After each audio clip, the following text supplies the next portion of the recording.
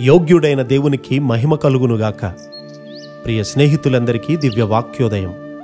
ఈనాటి పాఠ్యభాగము లూకా సువార్త 15, 18, 19.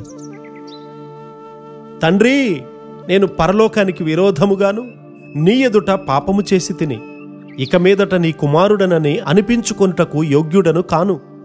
నన్ను నీ కూలివారిలో ఒక్కనిగా పెట్టుకొనుము. ఇక్కడ కుమారుడు తన హక్కులను వదిలిపెట్టి నన్ను నీ కూలివారిలో ఒకనిగా పెట్టుకోమని చెప్తూ ఉన్నాడు. పూర్తి అయోగ్యతను గూర్చినటువంటి ఈ గ్రహింపు నిజమైనటువంటి పశ్చాత్తాపము.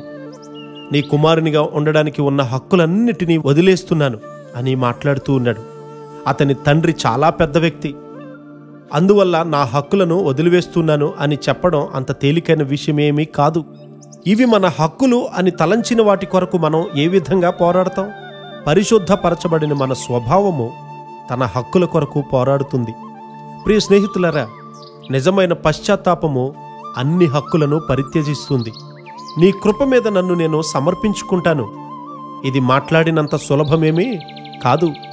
మన గర్వము, మన స్వీయ స్వభావము, మన హక్కులు ఏవని భావిస్తామో వాటిని అంటిపెట్టుకుని ఉంటాయి.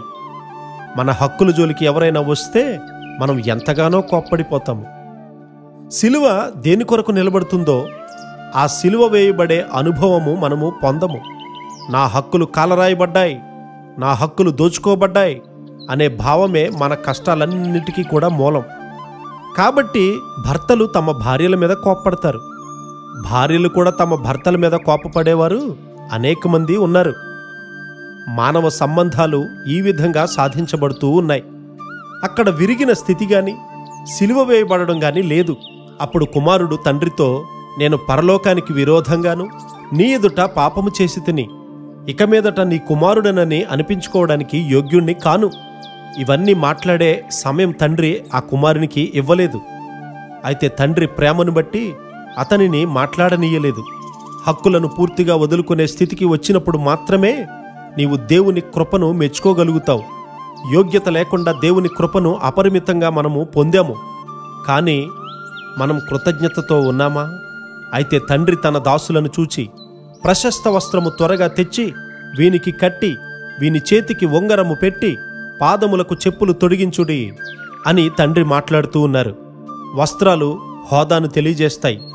బిరుదులు వస్త్రాల మీద ప్రదర్శించబడతాయి.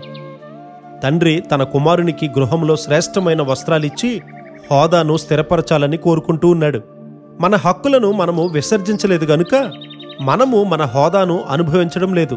మన అయోగ్యతను మనం తెలుసుకున్నప్పుడు దేవుడు అనుగ్రహించే కుమారత్వంలో మనం ఎంతగానో సంతోషిస్తాం, ఎంతగానో పరవశిస్తాం. అట్టి కృపాధన్యత దేవుడు మనకు సమృద్ధిగా అనుగ్రహించునుగాక. ఆమేన్.